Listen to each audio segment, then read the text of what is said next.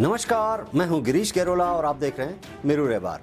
आज की प्रमुख खबरें इस प्रकार से हैं। अगर शर्मदार हो तो इस्तीफा दें और बेशर्म हो तो मुख्यमंत्री जी निष्कासित करें, क्योंकि मंत्री जी स्वयं इस काम में संलिप्त हैं। मंत्री जी इस काम में गिल्टी है। अगर शर्मदार हो तो इस्तीफा दें और बेशर्म हो तो मुख्यमंत्री जी निष्कासित करें। अगर शर्मदार हो तो इस्तीफा दें और बेशर्म हो तो मुख्यमंत्री जी निष्कासित करें। सीएम पुष्कर सिंह धामी और उनकी सरकार की छवि क्या उनके मंत्रियों की वजह से खराब हो रही है? क्या धामी की कोशिशों पर मंत्रियों के कारनामे भारी पड़ रहे हैं? क्या मंत्रियों की मनमर्जी सरकार के कामकाज को रोकने की कोशिश कर रही है? क्या मंत्रियों का रवैया सरकार के लिए एक संकट का सबब बन चुका है?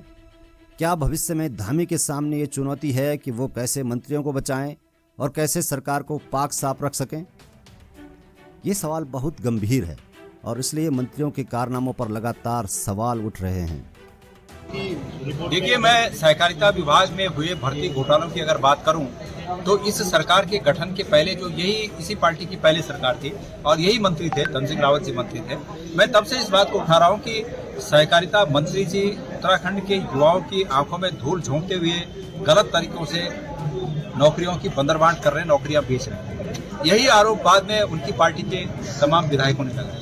और आज स्थिति ये है कि लीपापोती करने के लिए जो हल्की फुल्की जांचें हुई हैं, जांच समग्र रूप से नहीं हुई है, ये बात मैं आपको कहना चाहता हूं, लेकिन जो हल्की फुल्की जांचें हुई हैं उस पर भी कार्रवाई के लिए मंत्री जी के पास 2 बार फाइल आ गई और मंत्री जी ने दोनों बार फाइलों में कुछ आदेश किए बिना उन फाइलों को लौटा दिया, क्योंकि मंत्री जी स्वयं इस काम में संलिप्त हैं। मंत्री जी इस काम में गिल्टी है। इसलिए मंत्री जी उन जांच की फाइलों को वापस कर रहे हैं।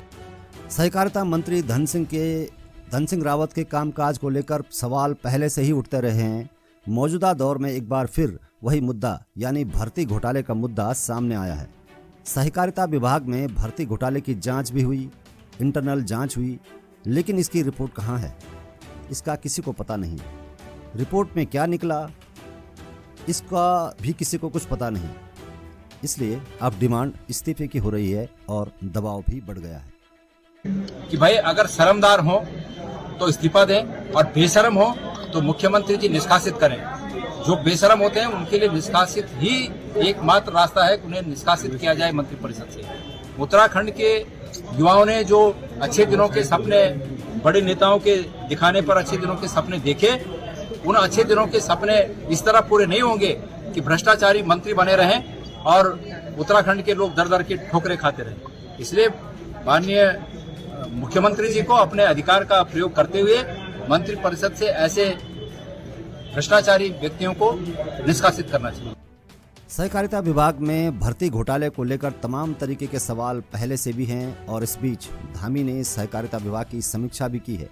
लेकिन सवाल यह है कि समीक्षा में निकला क्या और क्या भर्ती घोटाले के बारे में वहां कोई चर्चा भी हुई? दूसरी ओर प्रेमचंद अग्रवाल भी निशाने पर हैं। बार बार उनके खिलाफ भी आवाज उठती रही है। विधानसभा भर्ती घोटाला हो या फिर उनके बयानबाजी से लेकर लगातार सवाल उठ रहे हैं और अब प्रेमचंद अग्रवाल का इस्तीफा भी मांगा जाने लगा है। संसदीय कार्य मंत्री जी के पद पर रहते हुए इन भर्ती घोटालों की निष्पक्ष जांच हो, ये संभव नहीं है। इसलिए ये निष्पक्ष जांच होने के लिए आवश्यक है कि इन दोनों मंत्रियों को तत्काल प्रभाव से इनके पद से हटाया जाए और जांच को शीघ्र गति देते हुए दोषियों को सजा दी जाए। विधानसभा में बैकडोर एंट्री को लेकर प्रेमचंद अग्रवाल के खिलाफ पहले से ही नाराजगी है। सवाल कई तरह के उठ रहे हैं और अब इस बीच उनके एक बयान को लेकर भी विवाद बढ़ा है। जो बयान उन्होंने अंकिता मर्डर केस के सिलसिले में दिया था, जो बातें उन्होंने कही, कहीं न कहीं उसे लेकर अब सियासत गर्म है और हमले तेज हो चुके हैं। बयान को कोई तो ढंग से झाड़े। क्या उनके परिवार के साथ ऐसी घटना होती तो तब भी वो कमरा ही होता वीआईपी? वो हमारी बेटी थी, हमें हमारे खून में मिर्च लग रही है, दिल में मिर्च लग रही है। उस बेटी ने स्पष्ट रूप से ये बात अपनी चैटिंग में कही थी कि किसी वीआईपी के लिए उस पर दबाव बनाया जा रहा है। और अब संसदीय कार्य मंत्री का ये कहना कि वो कमरा वीआईपी था, बड़े शर्म की बात है। उन्हें शर्म आनी चाहिए अपने स्टेटमेंट में। सीएम धामी लगातार ईमानदार सरकार चलाने की बात तो करते हैं, लेकिन जिस तरीके से सवाल उनके मंत्रिमंडल के साथियों पर उठ रहे हैं, ऐसे में ये कहा जा सकता है कि क्या सरकार की कथनी और करनी में अंतर है? क्या धामी जो कह रहे हैं उस पर मंत्री ही बट्टा लगा रहे हैं?